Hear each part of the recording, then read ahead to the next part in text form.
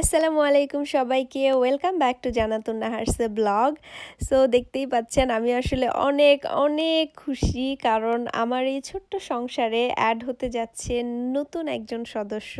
আর আমার এই নতুন সদস্য খুবই স্পেশাল, সেটা হচ্ছে আমাদের নতুন বেড।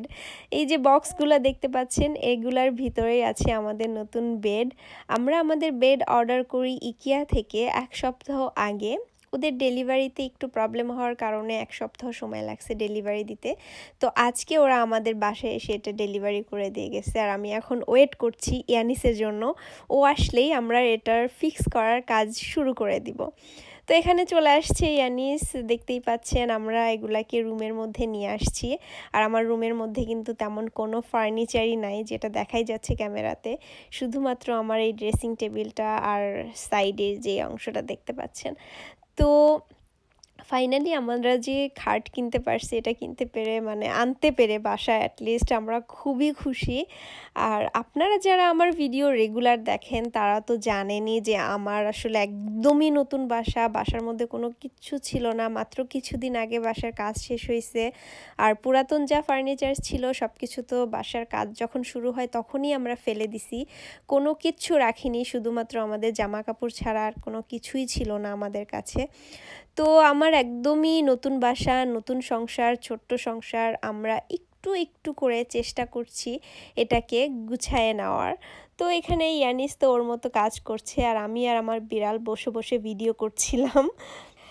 আর বিদেশের বাড়িতে আপনারা তো জানেনই, এখানে আসলে যে কোনো ফার্নিচার যেখান থেকেই কিনেন না কেন ওরা হচ্ছে পার্ট বাই পার্ট বক্স করে হচ্ছে পাঠায় দেয়, আর সাথে হচ্ছে ম্যানুয়াল দেওয়াই থাকে যেটা দেখে যেই ইনস্ট্রাকশন অনুযায়ী আপনি হচ্ছে এটাকে ফিক্স করতে পারেন।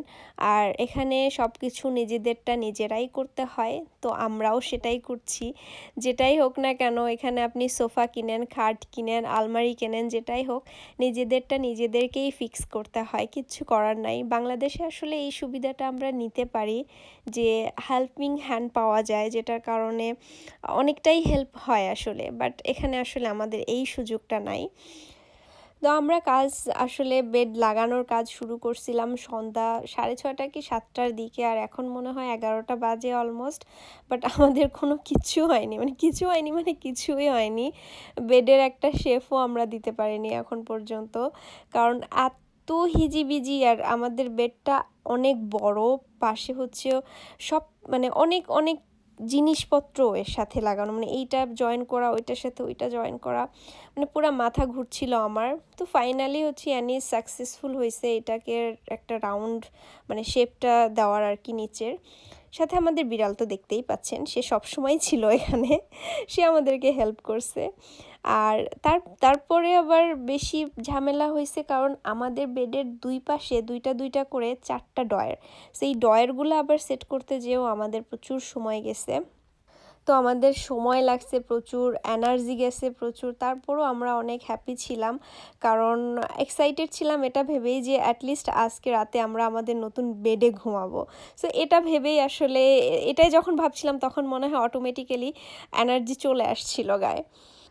তো ফাইনালি কোনো রকমে আমরা এটাকে ফিক্স করতে পারছি, কারণ আরেকটু আগে হয়ে যাইতো, বাট এর মধ্যে একবার আমরা মিস্টেক করে ফেলছিলাম, তো ওটাকে আবার নতুন করে লাগানো হয়েছে।